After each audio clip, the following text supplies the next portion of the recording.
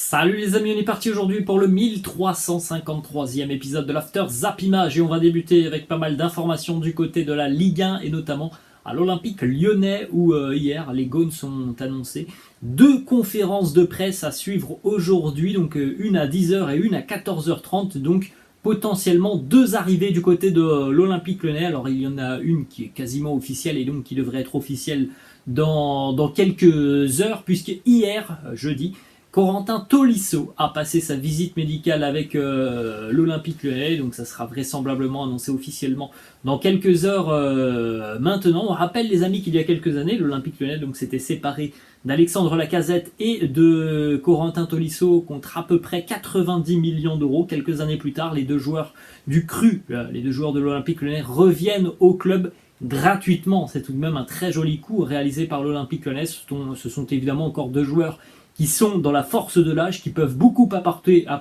l'Olympique Lyonnais de par notamment leur expérience acquise à l'étranger. Donc véritablement un mercato tout de même très ambitieux de l'Olympique Lyonnais et deux recrues qui vont avoir un rôle très important à jouer du côté de l'OL avec les objectifs évidemment élevés de l'OL sur cette nouvelle année.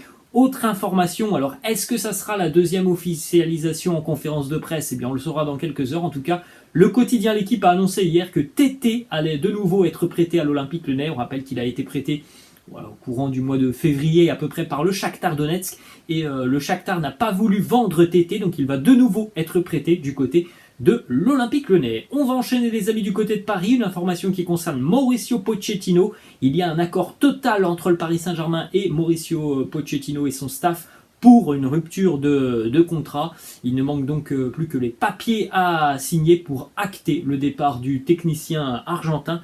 Donc c'est évidemment une information qui nous rapproche encore plus d'une arrivée de Christophe Galtier. On continue avec des informations qui concernent Neymar et ce sont des informations très importantes.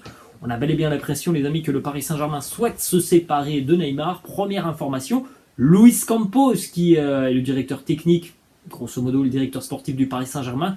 Luis Campos ne souhaiterait pas voir Neymar au Paris Saint-Germain l'année prochaine. Bon, ça, c'est une information. En revanche, la chaîne CNews qui nous annonce que Christophe Galtier, lui, souhaite utiliser Neymar l'année prochaine dans le rôle d'un numéro 10 dans une composition d'équipe du Paris Saint-Germain en 3-5-2. Alors en 3-5-2, pourquoi pas. Neymar numéro 10, ça voudrait dire, les amis, si on réfléchit, que Lionel Messi pourrait être utilisé en tant que numéro 9. Bon, c'est pas vraiment le poste de Lionel Messi, donc une information évidemment à prendre avec des pincettes. Autre information du côté du Paris Saint-Germain, c'est RMC qui nous annonce que Neymar a tout de même des prétendants sur ce mercato. Chelsea qui s'est déjà montré intéressé. L'AC Milan aussi qui rêve d'un prêt de Neymar si jamais ce dernier décide de quitter le Paris Saint-Germain et si évidemment le Paris Saint-Germain prend aussi une grande partie de son salaire en compte. L'AC Milan pourrait se positionner sur Neymar. On enchaîne avec une information qui concerne Renato Sanchez qui visiblement hier a quitté son lieu de vacances. Il s'est rendu à Paris pour négocier son arrivée avec le Paris Saint-Germain. Donc on aura peut-être d'autres informations qui arriveront dans les prochains jours en ce qui concerne donc l'arrivée de Renato Sanchez. On a une petite déclat d'Olivier Létang, le président du LOSC, qui a annoncé hier en conférence de presse pour notamment présenter Paulo Fonseca, on va en parler dans quelques instants.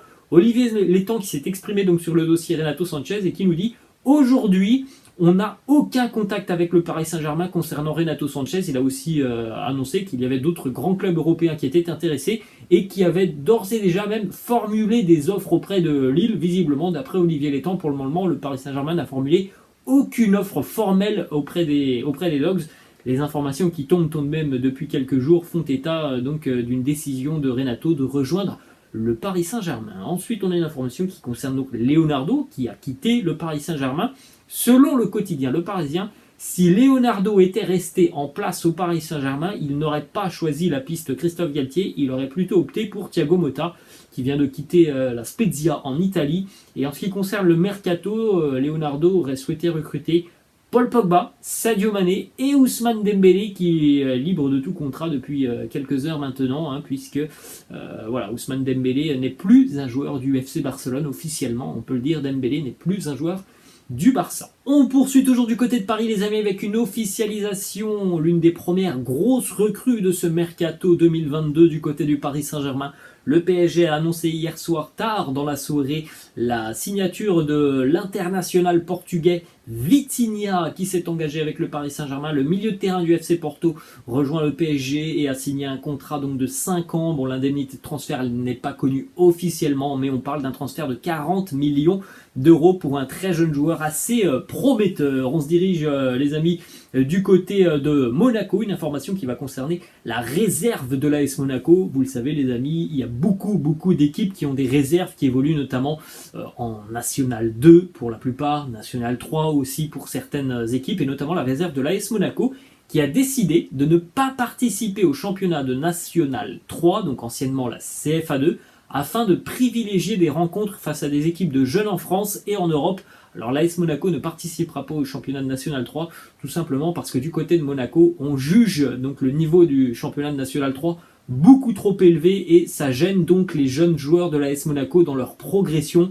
Il est vrai que bon, l'année passée, l'AS Monaco a eu des résultats très décevants et ils ont été pas loin d'être derniers de National 3, donc c'était difficile évidemment pour ces jeunes d'affronter d'autres équipes de ce championnat qui sont beaucoup mieux armées et ça gêne la progression des jeunes monégasques. On se dirige maintenant, les amis, du côté de Lille. Une information mercato, le LOSC engage Hakim Zedatka avec donc un contrat de 3 ans. Il quitte le Clermont Foot. Hakim Zedatka est un défenseur. Autre information, Paulo Fonseca, on en a parlé hier, c'est le nouvel entraîneur du LOSC. Il s'est exprimé, il était en conférence de presse, et voilà la première déclat de Paulo Fonseca qui nous dit « J'aime quand mon équipe domine le jeu, je veux une équipe offensive, courageuse, avec une attitude exemplaire. L'idée principale, c'est de construire une équipe qui rend ses supporters fiers, y compris dans les moments où elle ne gagne pas. » Paulo Fonseca est réputé pour être un entraîneur avec de très bons schémas. C'est un entraîneur qui aime proposer du beau jeu.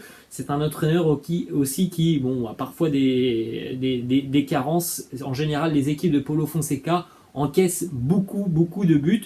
Bon, je ne sais pas s'il aura l'effectif nécessaire pour construire ce qu'il veut. En tout cas, la philosophie de Paulo Fonseca, c'est un jeu basé sur l'offensive, sur la possession de balle, et il y a beaucoup aussi de limites défensives. On se dirige, les amis, du côté de l'OGC Nice, une information qui concerne Yann Sommer, gardien international de la Nati suisse. Il est ciblé par l'OGC Nice, il lui reste tout juste 1 an de contrat du côté de Mönchengladbach. Il a 33 ans, Yann Sommer. Du côté de l'Olympique de Marseille, une arrivée officielle du côté de l'OM qui engage le jeune défenseur du Havre, Isaac Touré, qui s'engage avec Marseille jusqu'en 2027, contrat donc de 5 ans pour Isaac Touré. L'indemnité de transfert, c'est un petit peu plus de 5 millions d'euros plus bonus. Isaac Touré, il a la particularité d'avoir 19 ans et de faire plus de 2 mètres. C'est tout de même un profil assez atypique. Autre information du côté de l'Olympique de Marseille, sur une piste offensive, le numéro 9 de Blackburn en Championship, Ben Brereton Diaz, attaquant international chilien. L'OM n'est pas seul sur le dossier. On peut citer notamment l'Olympique Lyonnais qui est très intéressé, l'Eintracht Francfort ou encore la Salernitana en Italie. Ensuite, les amis, on va du côté du Racing Club de Lens. Nottingham Forest qui vient d'être promu en première ligue et Lens sont quasiment d'accord sur une indemnité de transfert de 5 millions d'euros en ce qui concerne le jeune gardien français Brice Samba qui a déjà évolué en Ligue 1, Brice Samba notamment du côté du Stade de Reims. Autre petite information du côté de Lens, les amis, vous le voyez juste à côté de moi, le maillot extérieur qui sera porté par les Lensois la saison prochaine avec donc ces bandes verticales vertes et noires. Ensuite, on continue, les amis, du côté de Barcelone avec donc potentiellement le départ de Samuel Umtiti. Le Stade Rennais est entré en négociation avec le Barça en ce qui concerne Samuel Umtiti. Rennes vise un prêt avec potentiellement une option d'achat. Alors ça peut être un joli coup, mais franchement, les amis, on ne sait pas dans quel état physique se trouve Samuel Umtiti. Ça fait tellement longtemps qu'Umtiti a beaucoup de problèmes physiques qu'il ne joue plus avec le Barcelone. Donc c'est un coup à tenter. Mais on ne peut pas dire évidemment que ça peut être un coup intelligent du Stade Rennais tant on a beaucoup de questions à se poser sur l'état physique de Samuel Umtiti. Ensuite, du côté de Barcelone, le départ annoncé de Luc de Jong, avant peut-être le départ de Frenkie de Jong. Bien là, c'est Luc de Jong qui annonce son départ du Barça. Le Néerlandais retourne du côté de l'Andalousie, il retourne au FC Séville. Ensuite les amis, on continue avec cette information qui concerne Ousmane Dembélé. Donc on l'a dit, Ousmane Dembélé à l'heure actuelle, il est libre de tout contrat. Ce n'est plus un joueur du FC Barcelone. Ça ne veut pas dire qu'il ne continuera pas avec le Barça, mais en tout cas, à l'instant T, aujourd'hui, vendredi 1er juillet, Ousmane Dembélé n'est plus un joueur du Barça et à l'heure actuelle, le Barça n'envisage pas d'augmenter son offre pour Ousmane Dembélé, donc ça peut évidemment poser problème pour lui qui attend une offre un petit peu plus intéressante. Ensuite les amis, on va du côté cette fois-ci de Munich avec une information qui concerne le Bayern et le Barça. Le Barça qui a transmis récemment une nouvelle offre pour le Bayern, pour Lewandowski, une offre de 40 millions d'euros et visiblement les 40 millions d'euros ont été refusés par le Bayern Munich. Donc c'est la troisième offre transmise par le Barça au Bayern.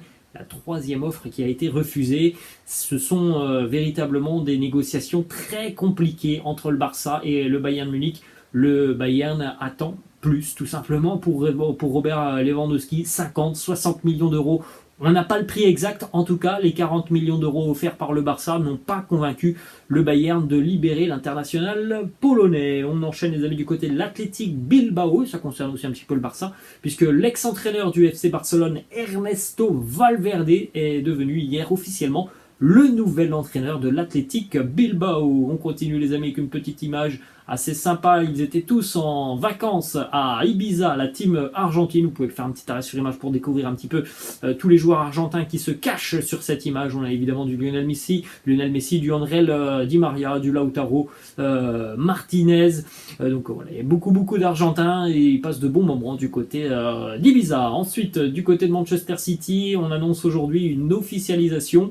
Donc il va passer sa visite médicale aujourd'hui, international anglais. Calvin Phillips qui devrait donc passer sa visite médicale aujourd'hui avec Manchester City. On se dirige du côté de la Juventus qui vient d'annoncer hier officiellement le départ d'Alvaro Morata. Donc Alvaro Morata retourne du côté de l'Atlético Madrid. À l'heure actuelle, on ne sait pas si l'Atlético compte véritablement sur Morata la saison prochaine. En tout cas, il retourne du côté de l'Atlético. Et on termine les amis cet épisode avec une petite déclat de Giorgio Chiellini qui a quitté la Juve et qui s'est engagé donc du côté de la Major League Soccer avec le LA FC, le Los Angeles Football Club. Giorgio Chiellini qui portera le numéro 14 avec Los Angeles et qui a envie de gagner encore, hein, même s'il est aux États-Unis. Il nous dit: j'espère soulever des trophées, c'est mon objectif, c'est notre objectif, c'est l'objectif du club. Los Angeles qui a recruté notamment Chiellini, qui a recruté Gareth Bale. Il y a aussi la présence de Carlos Vela, donc il y a une très belle équipe du côté de Los Angeles. Voilà les amis, la fin de cette vidéo. J'espère que ça vous a plu. N'hésitez pas, comme d'habitude les amis, à laisser